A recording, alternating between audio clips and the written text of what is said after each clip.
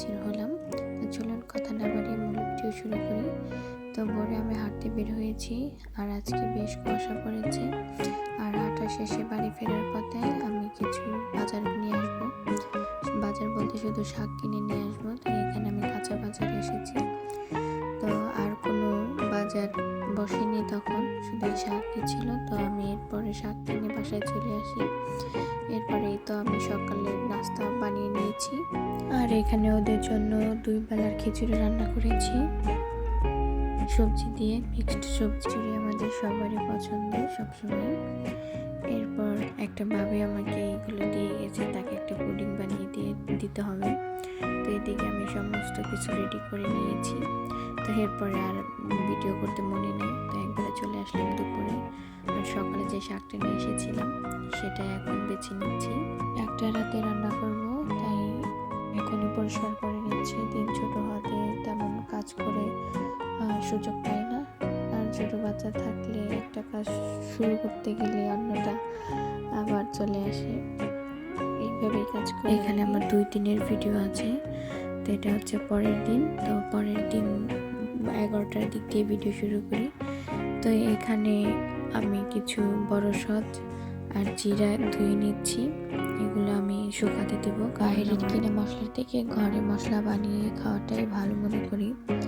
আর সব মশলা তো আসলে ঘরে বানানো যায় না, তাই প্রয়োজনে কিছু মশলা বাইরে থেকে কিনতে হয়। আমি এগুলো ছাদে শুকাতে দিয়ে দিব। আর তখন আমার মা এসেছে আমার জন্য আলুর দম নিয়ে। তো আমার বোনের বাসায় গিয়েছিল, তো সেইখানে অনুষ্ঠান হয়েছে, তো সেখান থেকে আলুর দম পাঠিয়ে দিয়েছে। তো এরপর আমরা খাবার দাবার শেষ করে চলে আসলাম বাজারে। আমার কিছু প্রয়োজনীয় জিনিস কেনা ছিল। আর এই তো আমি এখানে চলে এসেছি জিনিস কেনার জন্য। তো শীতের দিনে সবাই কম বেশি পিঠা খায়। তো আমিও ভাবলাম যে এবার আমি চেষ্টা করে দেখি যে আমি নিজে কেমনভাবে বানাতে পারি কিনা। আর মা আজকে পিঠার দাওয়াত দিতে আমাদের বাসায় এসেছিল। মা আমাদেরকে পিঠার দাওয়াত দিয়ে গেল। তো আমিও মার সাথে চলে এসেছি বাজারে। আমার কিছু হাঁড়ি পাতিল কেনার ছিল, তো এদিকে মা বাজার করে নিচ্ছিল। আজকে মাটির এই জিনিসগুলোই কিনেছি। আর এই তো আমি বাজার শেষে বাসায় চলে এসেছি। তো মা এই মাছগুলো আমাকে কিনে দিয়েছে কেটে রাখার জন্য। এদিকে আমি এখন মাছগুলো কেটে নেব। আর আমার আজকের ভিডিওটি যদি আপনাদের কাছে ভালো লাগে, তাহলে আমার ভিডিওটিতে অবশ্যই লাইক, কমেন্ট অ্যান্ড শেয়ার করে পাশে থাকবেন।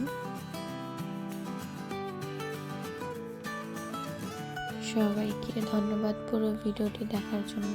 আশা করি আপনাদের কাছে ভালো লেগেছে।